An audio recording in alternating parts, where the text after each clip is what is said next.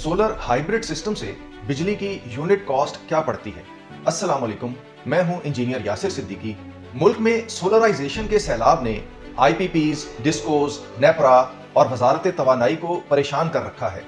Solar net metering की इजाजत देते हुए फैसला साजों को भी शायद अंदाजा नहीं था कि ये मुल्क में जंगल की आग की तरह फैल जाएगी।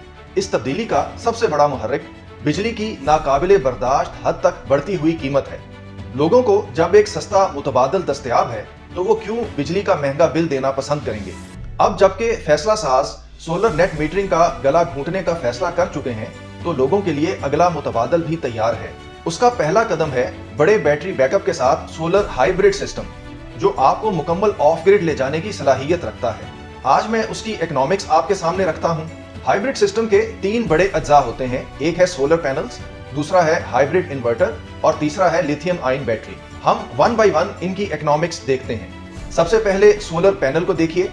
10 किलोवाट के सोलर पैनल्स के इंस्टॉलेशन पे आजकल तकरीबन 4 लाख रुपए के करीब खर्च आता है। इसका लाइफ टाइम कम से कम 20 साल है। ये रोजाना औसत आपको 35 यूनिट दे सकता है। 20 साल में 90% एफिशिएंसी के साथ ये आपको तकरीबन 2,30,000 यूनिट्स फराहम कर सकता है। इस तरह सोलर पैनल की कंट्रीब्यूशन ₹2.25 रुपए फी यूनिट बनी। अब हम हाइब्रिड इन्वर्टर को देखते हैं। 10 किलोवाट के 3 फेज हाइब्रिड इन्वर्टर के इंस्टॉलेशन पे तकरीबन 6 लाख रुपए के करीब खर्च आता है। इसका कम से कम लाइफ टाइम 10 बरस है। ये 35 यूनिट रोजाना के हिसाब से आपको तकरीबन 1,15,000 यूनिट फराहम कर सकता है। इस तरह इसकी कंट्रीब्यूशन तकरीबन 5.25 रुपए फी यूनिट बनी। और आखिर में हम लिथियम आयन बैटरी को देखते हैं। 5 किलोवाट आवर की एक अच्छी लिथियम बैटरी तकरीबन 2 लाख रुपए में आ जाती है। इसका कम से कम लाइफ स्पैन 6000 साइकिल्स है।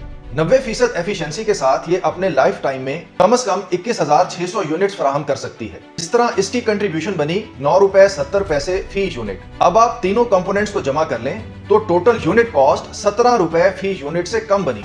अभी ये एक छोटे सिस्टम की कॉस्ट निकाली है। जब इसे इकोनॉमी ऑफ स्केल के लेवल पर लेकर जाया जाएगा तो आप समझ सकते हैं कि यूनिट कॉस्ट में मजीद कमी वाक़ई हो जाएगी। इस हिसाब किताब के बाद आप खुद बताइए कि आईपीपीज और डिस्कोस का मुस्तकबिल क्या है। इसके साथ ही मुझे इजाजत दीजिए। अल्लाह हाफिज।